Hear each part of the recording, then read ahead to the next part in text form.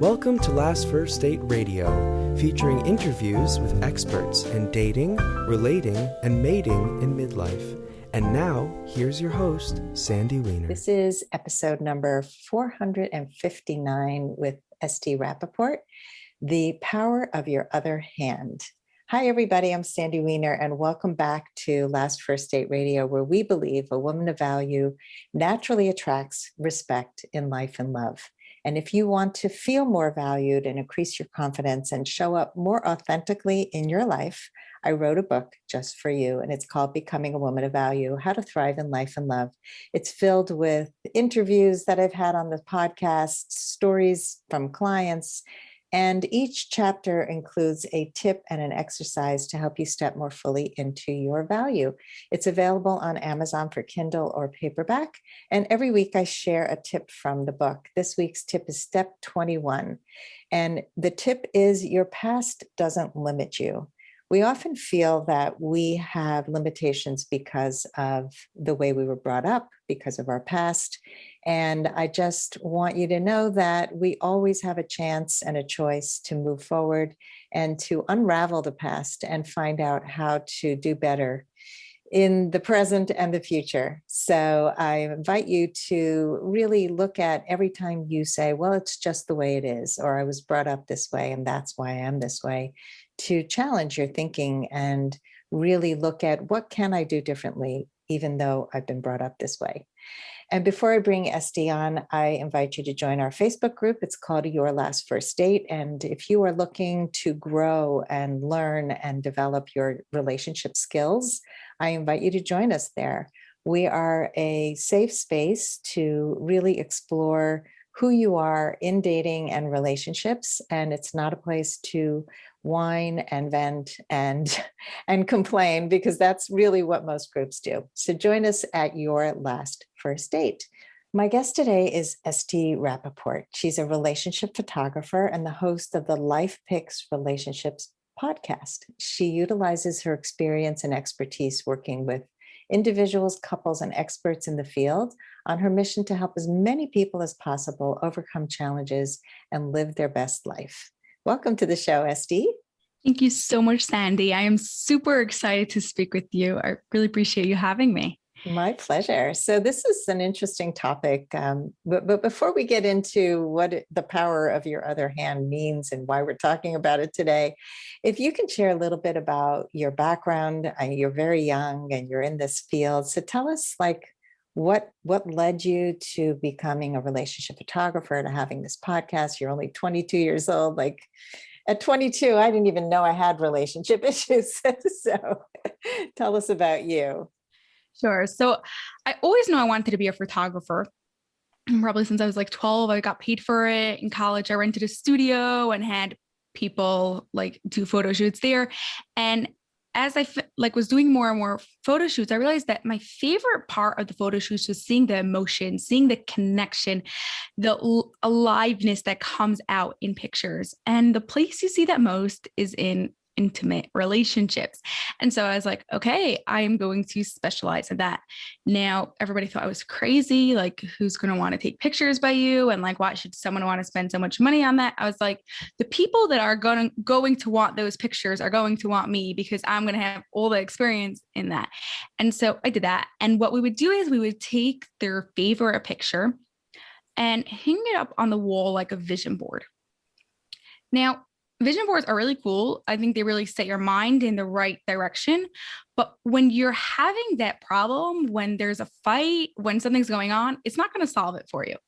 So I was like, okay, what else can I do to help the couples that are coming to me without having to go back to school? Because I was just totally done with that. So one day we had this lady who needed a place to stay. She ended up staying by us, and she did this thing called Creative Journal Expressive Arts. And she's telling me about it, that you write with your other hand, then you get all the answers that you're looking for. And if you're confused and you're not sure what to do or whatever it is, you just journal with your other hand and then you'll just figure it out. I was like, okay, this sounds cool. I need to know more about this. And so I went to do some sessions with her. Now, she did, like, if you lived far away from her, she would do it over Zoom, even though it was like way before Corona.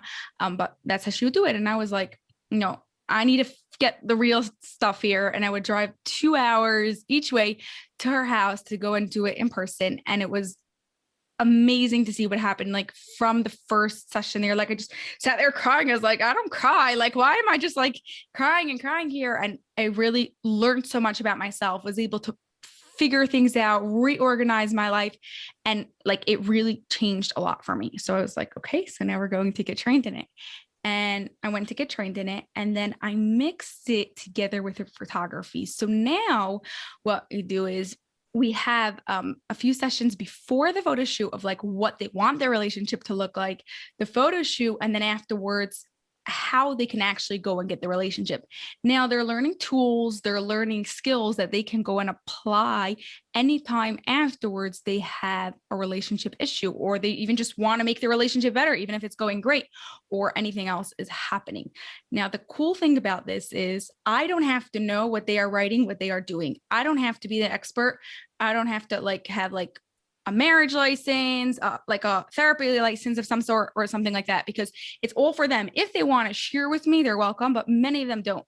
As long as you get the skills, you can go into yourself. So for a lot of people who are really scared to go to therapy because they don't want to be vulnerable, or they're scared of the judgment or stuff like that, this thing is really helpful, a great place to start, because as long as you have your notebook safe with you, no one else sees it, you'll be able to go and do something with it.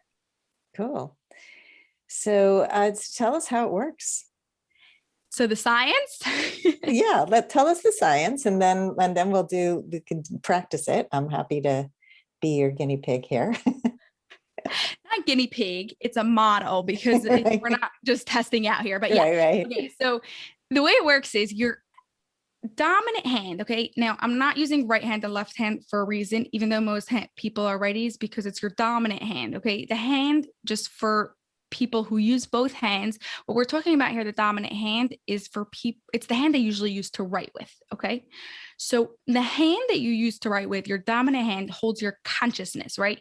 That's what you think about when you are writing an essay, when you're writing a report, when you're thinking about what you're doing that with your dominant hand. Your non-dominant hand is in charge of your subconscious. Mm-hmm. Okay, now whenever we write with our non-dominant hand, we don't think, because we want to enter the subconscious without all our previous thoughts of what happened. Because these, in our limbic system, in our brain, we store all our memories, are connected to emotions. We store a lot of self-conscious things there, subconscious things. We saw a lot of stuff are stored there that we have a very hard time accessing. Why? Because we read so much, people talk to us, social media, things that we learned in school, all those things. Every time we learn something else, someone else says something else, puts another wall up in front of us, in front of those like neuro connections, in front of us, trying to go and access those emotions, those memories, those thoughts, that knowledge that we have there in the limbic system. Now, when we go with our non-dominant hand, it's like going through the back door. We don't have to go through all the walls. We go directly to it, directly without thinking, and just accessing the knowledge that is in there. Does that make sense? It does. Yeah. So, no, I'm a big believer in accessing the subconscious, because the conscious is, we're always arguing with ourselves, and overriding our intuition by saying, well, but it's not that important. Well, but it's scary, so I'm not going to do it. And so it's the ability to access what's real and what's true for us. And we often really resist that. So that's why, like in therapy or in coaching, a lot of times people will say, intellectually, I understand it. Like I get why I'm stuck. I get why I keep repeating these patterns. I just can't break the pattern. And so anything that can help you access that beyond that wall of your consciousness, is really helpful. So tell us more. Yeah. So maybe the best thing is for people to try it. I'll give you a simple example just for people. There's like a million different ways. Once you understand this concept, you could literally go and apply it in so many things. But I like this exercise first because it could be used for whatever stage you're at, whatever thing is going on. So what you want to do is, with your non-dominant hand, draw a picture. It doesn't have to be pretty because it's not going up in your living room. It is just for this process. It could be stick figures of any sort of challenging situation.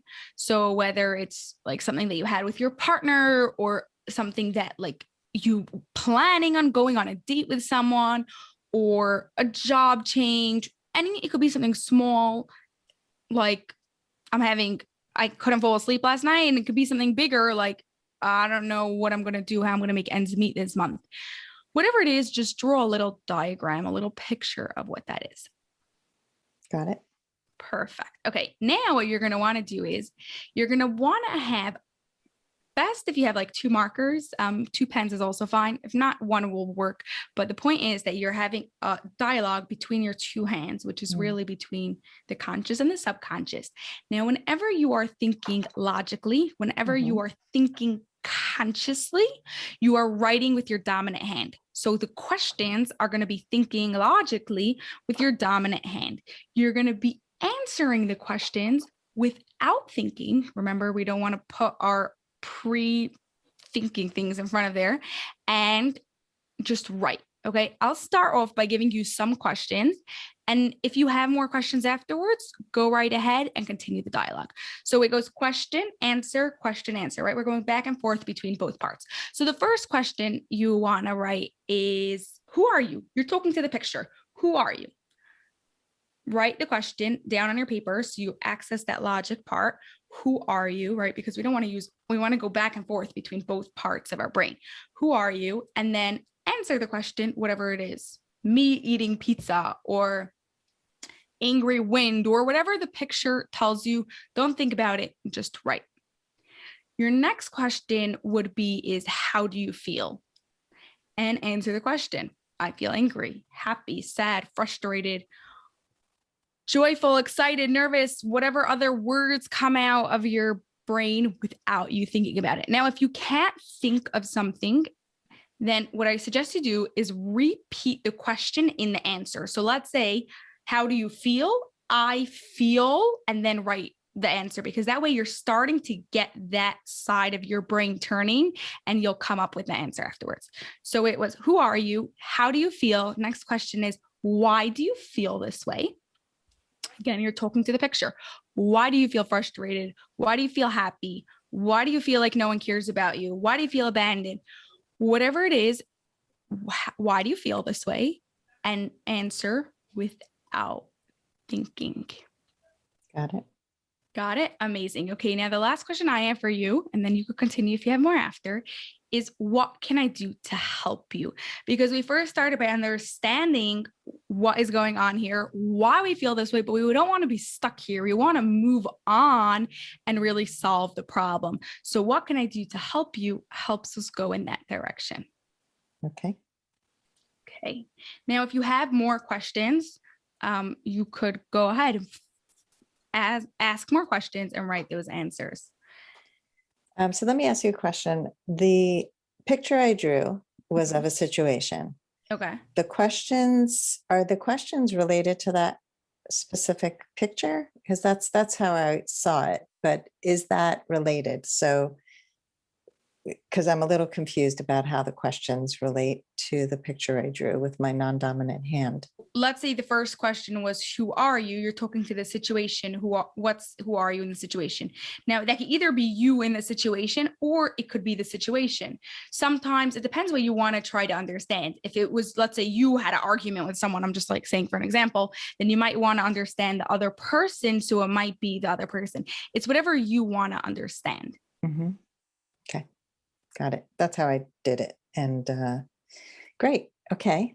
I'd love to hear what you wrote. I wrote about a situation with my daughter. We have a repeated issue. She's living with me during Corona, and I struggle with her reactivity. So we've had some heart-to-heart conversations. I thought things were changing. And then last night I came home after being out all day and the reactivity just continues. So the picture is just mouth with lots of lines coming out. And who are you? Angry. How do you feel? Unvalued. Why do you feel this way? Because of reactivity. what can I do to help you be kind? Be kind. Okay. Now, before I continue, I just want to say that the first time you do this, you probably won't get some like major breakthroughs and answers and stuff like that, because just like a stranger, when you meet them for the first time, you don't tell them like your deepest, darkest secrets. Your body has to feel that this new thing that you're doing is safe and it's okay. And it's going to go and tell you something about how it feels or what you should do. And then you're not going to listen to it. There's no trust going on there. So if you try this again tomorrow or in a few days time and you keep on doing it, you'll see that there's like layers and layers and layers, and you get deeper and deeper to really go and figure out like, how do you want to be kind? But even now, if you would want, you could continue journaling. Okay, so be kind. So how to be kind? Be kind to myself, be kind to my daughter. What should I do? How does that play out? Anything else? Like you could go on and write like 7 pages if you want. Obviously, it depends however you feel, and really, really go and get the answer that you're looking for. Interesting. So writing the questions with your dominant hand and your non-dominant hand answers. Exactly. Yeah. So I can see where the first answers are probably still very dominant hand related because it's hard to start going under the layers. And, but what happens if somebody is ambidextrous? Like they have 2 dominant hands. Yes, that's why I said in the beginning, it's the hand that you write with, because most people, even when they use both hands for all different things, usually they have a hand that they tend to write with. If not, then you use your left hand. Like if you write with both hands and you use your left hand, simply because the subconscious doesn't think logically, like it doesn't think in words, it thinks like more in pictures. So art is really good for it. So anything with art, you're also getting into that. That's why we do a lot of art things with our non-dominant hand also.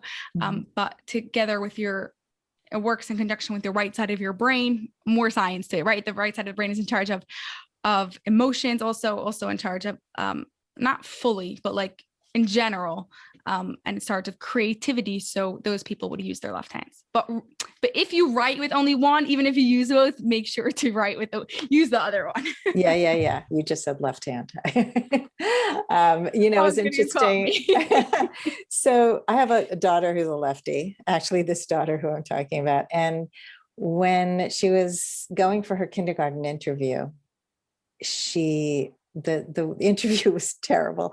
So she had already been through a year of kindergarten. She has a birthday kind of on the cusp. And so we put her through a year of kindergarten because she missed the deadline for this Jewish day school that she was going to go to. So she goes for the interview and the woman is asking her all these questions. But the main thing was she kept asking her to change hands because she saw her drawing pictures with her left hand.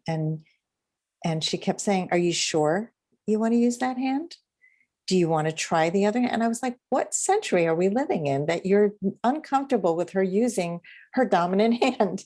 And there were so many things like that where, I just was so triggered. I was sitting there with her and she's like, you need to cooperate. You're not cooperating. And if you don't cooperate, you won't go to kindergarten. She's like, I'm already in kindergarten. Like, she's too smart for her.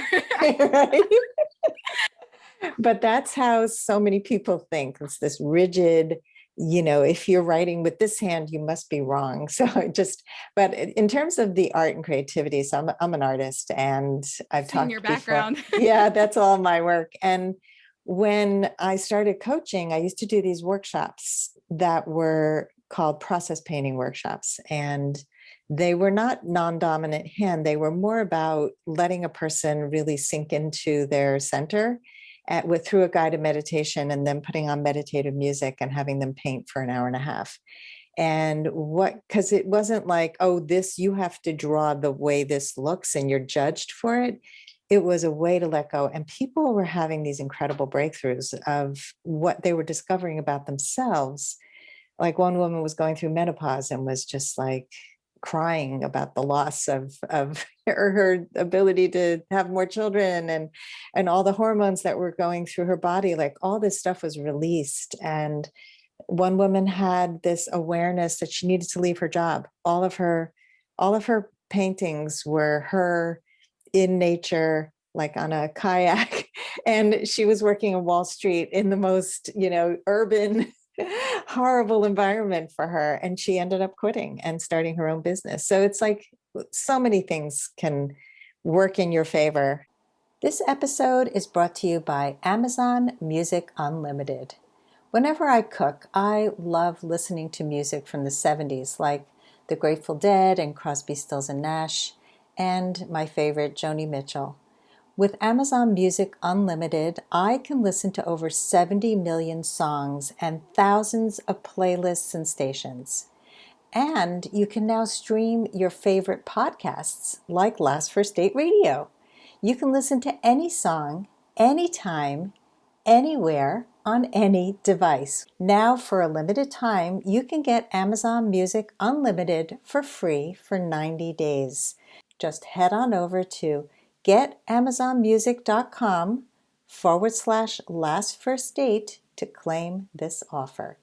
Yeah, painting is such a good way to like release emotion and just like get into that place. Like some people who aren't ready to go into their non-dominant hand because it's scary and it's like, I'm going to write like a kid. And yeah, we have to go through all those fears and work through that. But sometimes I tell them to just start painting, like you said, a meditative kind of state of just painting what they want. And that's why we call it expressive arts, because it's not art with a capital A. But we do also do a lot of things afterwards with our non-dominant hand and just like painting, and then really get into the emotions.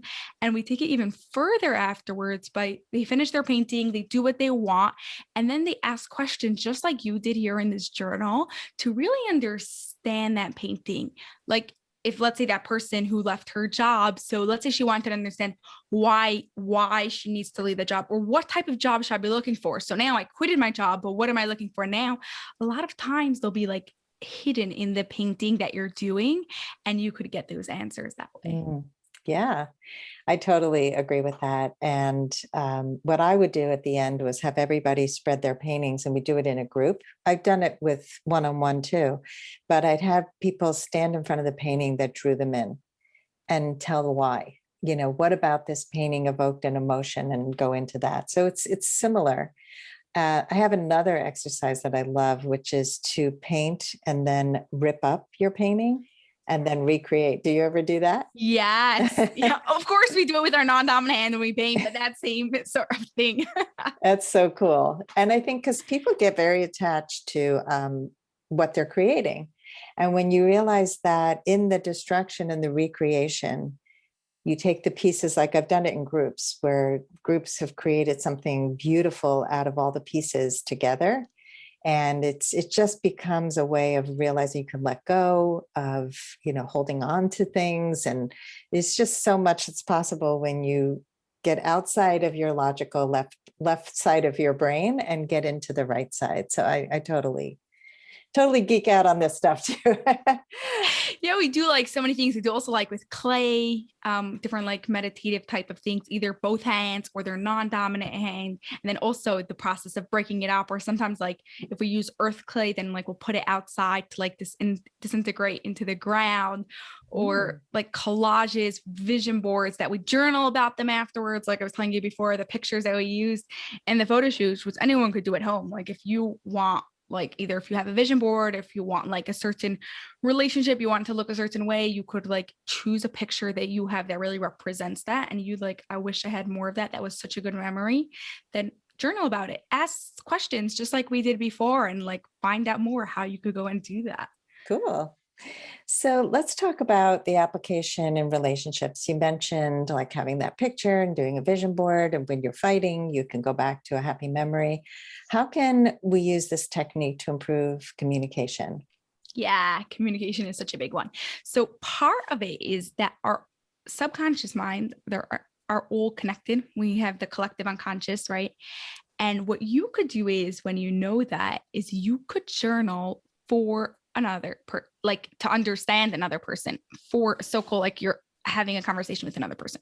So let's say you have to have this really difficult conversation with your partner, with someone, and you're like, I don't know what's going to happen here. Like, it's just going to blow up. We're getting to fight. I know from the previous times, every time we do this, after 3 seconds, it just stops and like he storms out, or she just quits, or whatever it is, right? Then you could try this. Take a blank piece of paper, right? We also don't like lines because we're not trying to fit people in like boxes, right? Whatever you want. There's no rules, no judgment. And again, you're taking 2 markers or 2 crayons and you're going to have a conversation. Now, this time you are going to be your dominant hand because you're thinking logically. You know what you want to say, you know what you want to find out, and you're thinking logically with your dominant hand. Now, with your non-dominant hand, you're going to talk for the other person. Now you're not thinking, you're just having this dialogue. You're asking questions, you're saying what you want to say, you're trying to hear what they want to say as if you're having a real conversation. You're just doing it on paper. Now, obviously the words won't be exactly word for word of what they would say, but the message that is coming through will come through of what that person is really, really looking for and wants, and you'll be able to understand them. So that way, when you go to the real conversation, you're not like, this person's going to attack me. You know how to talk to them in a way that they want to hear, that they'll give you what you want, and you could really go and have a healthy conversation together. I love that. We often, I would say almost always see the world only through our lens. And when you can see from another person's perspective, it shifts the relationship. It adds compassion and value. And I love this. I think it's such an interesting tool. I had never thought of having a conversation that way. I've done work with a relationship coach around my relationship with my daughter many years ago. And I drew a triangle, like an invisible triangle on the ground, on the floor.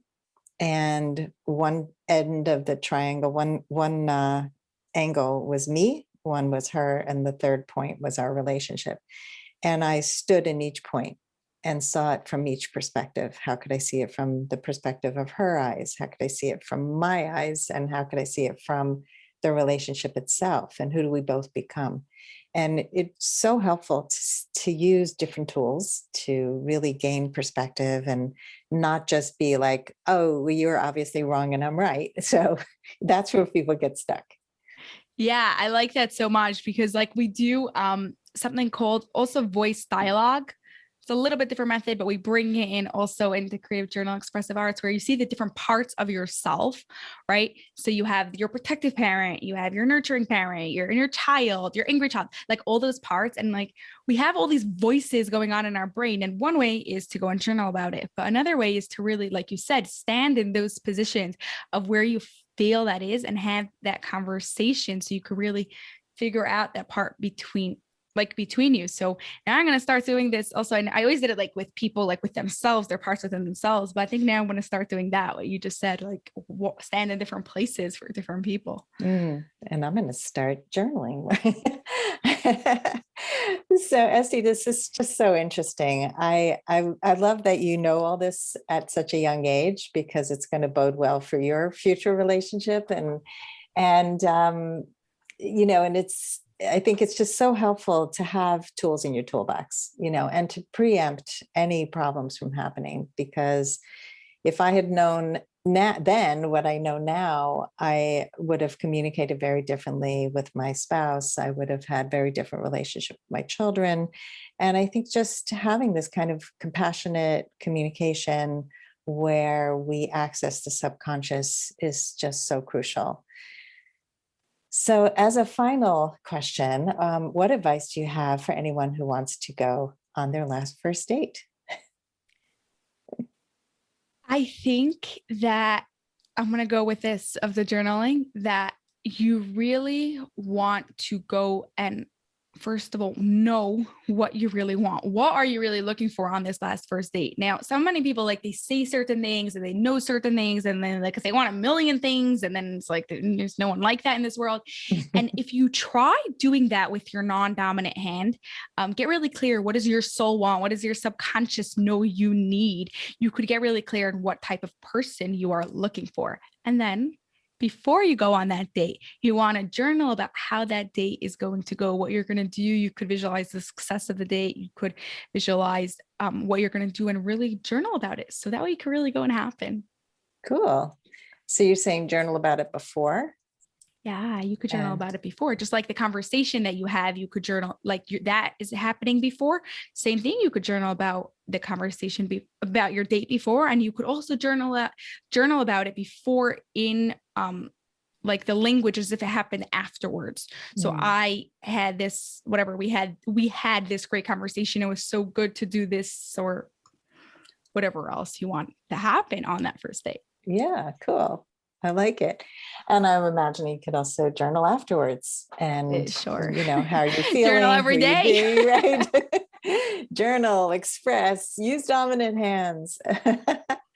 Awesome. So, Esty, tell us how we can find you. I know you have a podcast and a website, TikTok, and tell our audience how they can reach you. Yeah, all of that would be LifePix Relationships. The easiest thing to remember: the podcast, the website, TikTok, all of that. Just go to LifePix Relationships and you'll get all the information there. Awesome. Well, I really enjoyed this conversation, and I know that with your knowledge, you will find a good partner for you because you have such clarity and focus. Thank you so much. It was so much fun talking to you. Same here. And thanks everybody for listening. If you love our show, please rate and review us. Always helps. And we hope you go on your last first date very soon.